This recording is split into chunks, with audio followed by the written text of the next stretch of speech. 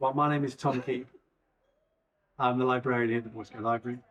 And I'm Kevin Dalton-Johnson, one of the trustees of Portico Library. Excellent. And tell us a little bit about the new exhibition, Thom, that we've got coming in, because this is a bit of a behind-the-scenes film. Yeah, this is the bit you don't see. Well, it's the dark corner behind the exhibition. But yeah, it's an amazing, spectacular exhibition, bringing together lots of our books on English folk, as well as installations from artists, from folklorists, from poets. There's a beautiful maypole, which you'll see as you come through the door. It's truly spectacular. I want to know about folklore in other countries as well. This is for Northern, but what about folklore, Caribbean folklore? How does you think it would connect with this? I think it would connect with this, and because it's community, it's another form of culture. This is the more Western culture, but the Afro-Caribbean, we have different ones. So you have like Jonkra, Nancy's stories, which is a spider, etc. And then you also go into Kumina, Kokomento, all different folklore. Jonkra is a big kind of, as the name kind of describes, is a big kind of vulture, an evil spirit to be stayed away from. Very similar to some of the characters in folklore exhibition. My name's Debbie. I work here at the Portico Library. I'm the creative producer, and I basically oversee the events and exhibitions. We're in the Portico Estates the day before our exhibition opens tomorrow. We've got the public opening on Friday, and it's a bit of a mess, but what you can see behind me is not so much of a mess. This is our maypole, so it's very colourful and it's reflecting some of the calendar customs that we've got in some of our display cases. And then here are some of our terms that we've been using to catalogue the collection. So that's what this exhibition's all about. It's about some of the ways that we've used words to find out what we've actually got in our books and in our collection here at the Portico. I should go back a step really and just say that the Portico Library in Manchester has 25,000 books. We've got about 200 books on folklore in the Northwest and Yorkshire.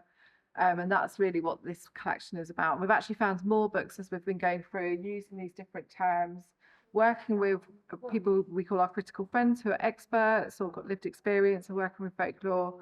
And they've come up with a lot of these terms. And in doing that, we've really grown our understanding of what our collection is about, but also some of the folklore and some of the stories that we've got access to in the library. And it may seem that folklore wouldn't be a big part of the library, but actually it is, and it's partly that tension between urban and rural traditions.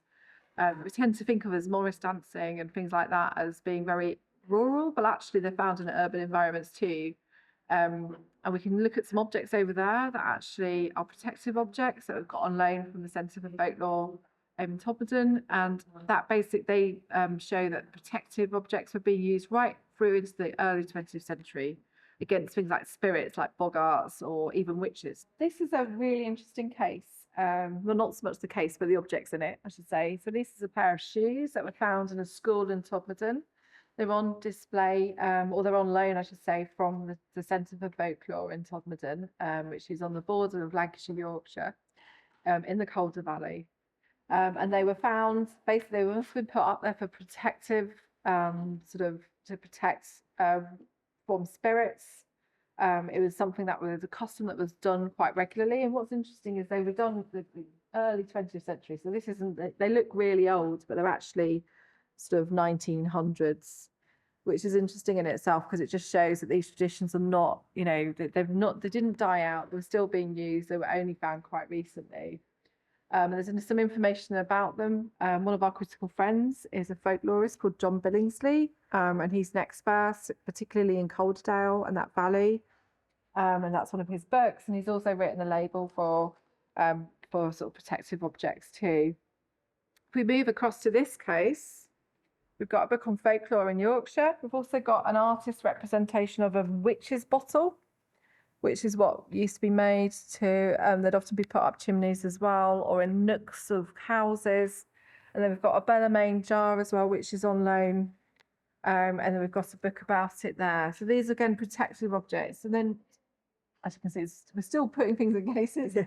And this is right up to date with some lovelocks, which are on loan from an academic, Dr. Kerry Holbrook. And she's written a book actually about lovelocks and what they mean. And you may find when you go to places, particularly like bridges, that there's locks on there. And the idea is they're put on there. You can see there's like initials or names of couples. It's to kind of keep them together. And it's the kind of thing that they do as a sort of romantic, but it's a very new tradition. So this idea that that these are ancient objects, but we've got right up to the modern, basically, just showing that objects are still in use to kind of almost cast a spell, if you like, either protect your relationship or to mark a kind of romantic kind of step in your life, I suppose. So it just shows that these things are still all around us today. So over here we've got a collection of books. So this one is actually by a woman folklorist who worked at the Folk Society in the 19th century.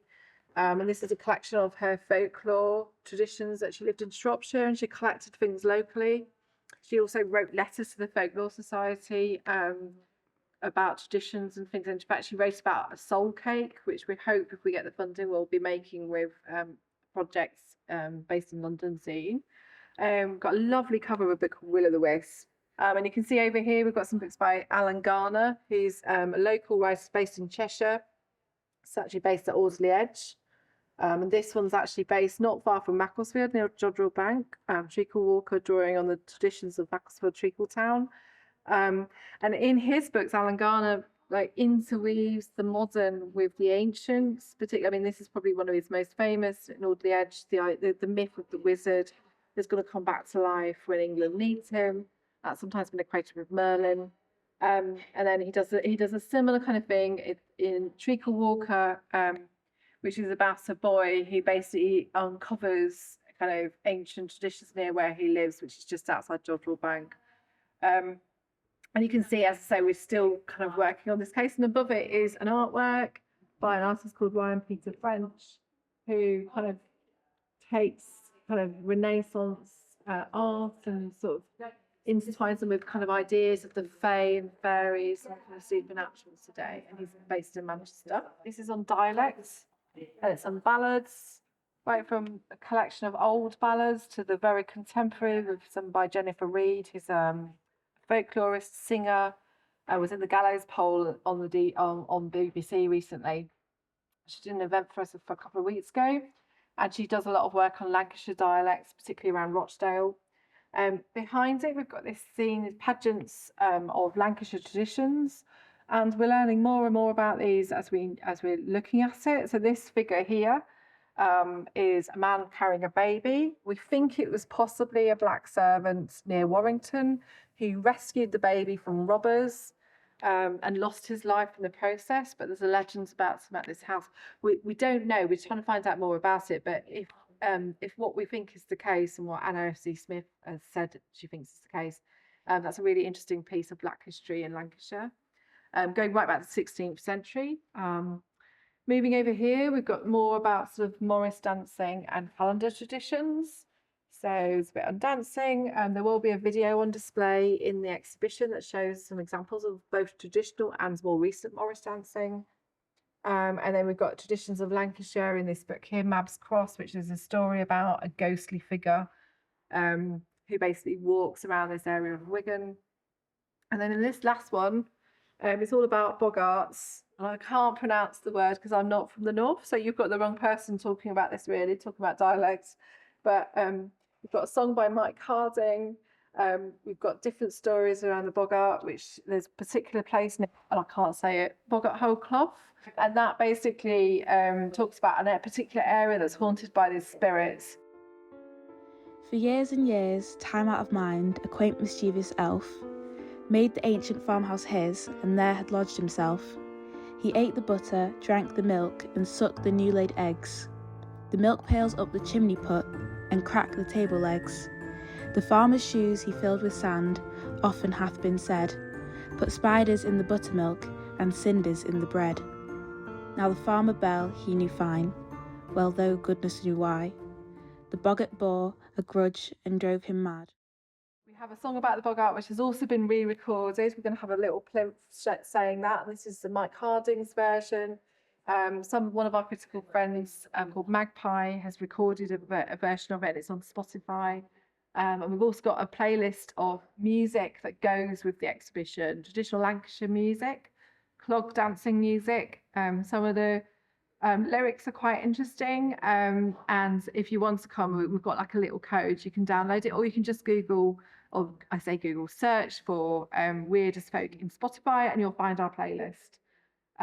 So that's this bit, and we've also surrounded it by trees, because really this section is about that kind of sense between dialect and place and names. So it's that idea of trying to bring in the natural world into the library, not real trees because they're not good for the books, I'm afraid. But yeah, so it's a good, give you a sense of that kind of that sort of connection between stories and landscape and woods. You often find spirits in woods and rivers and that kind of thing.